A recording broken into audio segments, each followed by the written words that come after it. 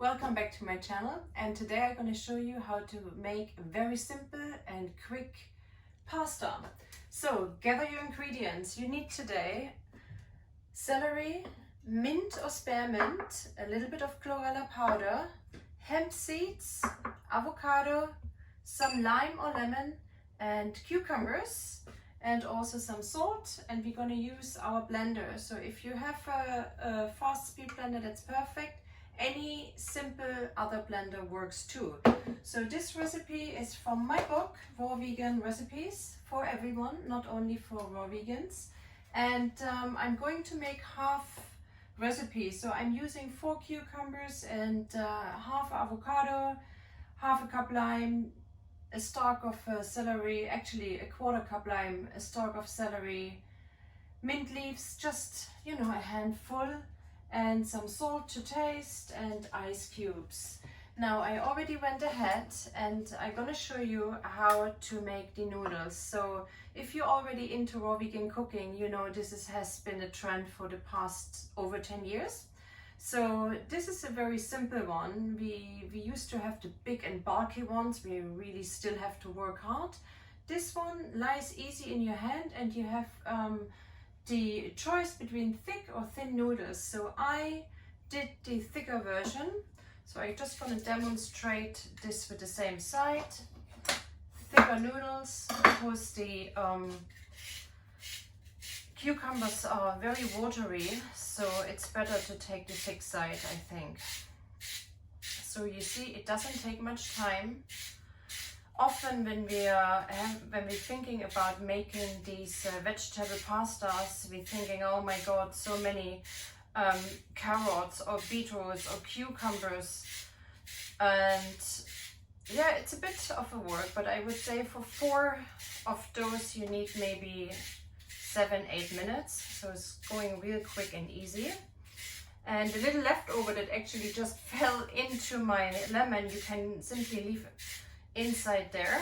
It's just the inside, looks almost like spirales. So, and then we have that thing here that comes on top, so you don't cut yourself when it comes to the end. So the Japanese cucumbers are a little bit more challenging than the actual big ones. So in Europe you have the perfect size cucumber. Okay, I leave it here, not to waste your time. And then we're gonna fish this out here, and I can just show you. So this looks like a little pasta itself. Yeah, so they actually quite pretty. You see here, that is shapes from inside. Okay, then, as a rule of thumb, when we are cooking, baking, making food in general, you always want to mix the dry ingredients first together to prevent them later from getting into knots and not opening up. So especially if you have a powder, it's also good to use a strainer, especially also for matcha powder or any other protein powders that you store in your fridge. You mix them together, and the avocado is always important to open the very last, as you know. They get easily brown. So I leave this one now. I have somewhere an avocado saver where I'm going to put that in. And here you see it will keep your avocado fresh. I got this one in Australia, I think 10 years ago or so. So this is perfect, best right into your refrigerator. And then when we load our blender, make sure to take the liquids first and then follow it by the veggies. That also helps from sticking together or not moving at all. So this blender is really tiny. This one is a bit too big, but so we're gonna hopefully get this through. So this, I'm using a Vitamix here, and as I said before, I do love my Vitamix, but most times that the Vitamix is demonstrated, it is demonstrated in really big quantities, and a normal person won't eat those quantities. So you will find times that when you make cheeses or other things, it just keeps stucking and hanging in there. So you need to stop, use your spatula and continue. So I'm adding 3 ice cubes here, and then I'm gonna shut it down and let's see how it goes. So for this particular blender, everything is automatic, but sometimes I prefer to go with just the normal program because it might be running too hot, and this isn't what you don't want, especially for that sauce. So I'm just switching it on now, and let's see.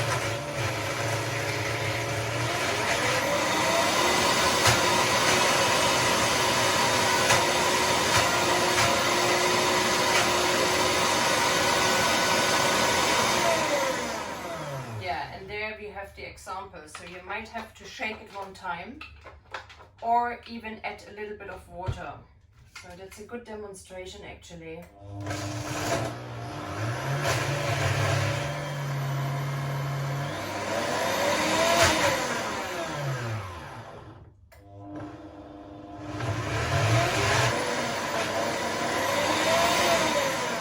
I'm trying to pause, obviously it doesn't work.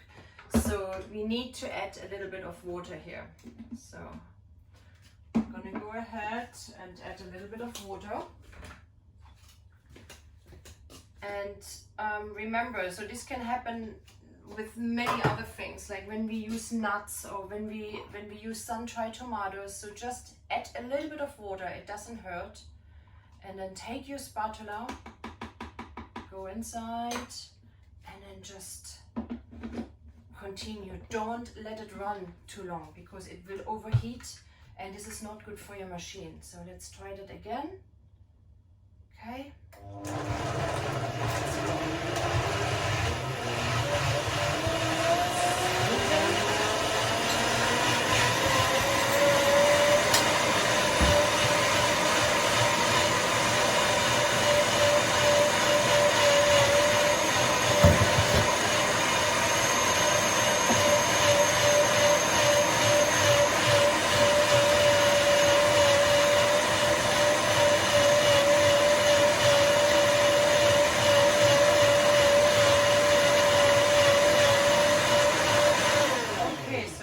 Seconds, a little more maybe, and that should be perfect now. So you see, the chlorella gives that sauce that beautiful green looks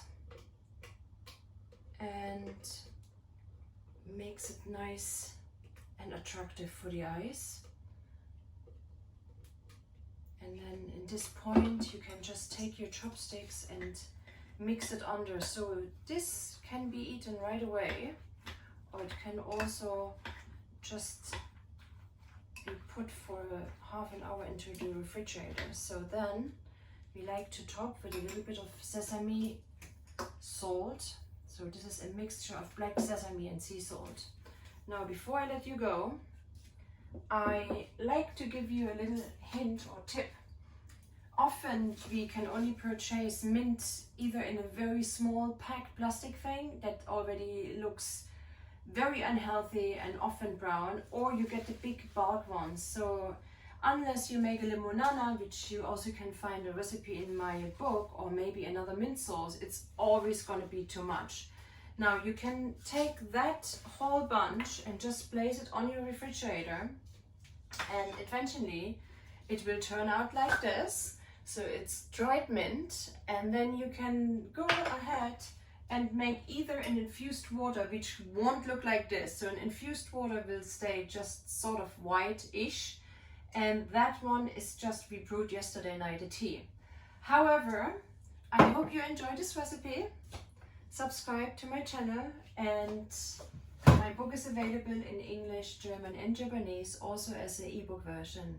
Have a nice day, and I see you soon.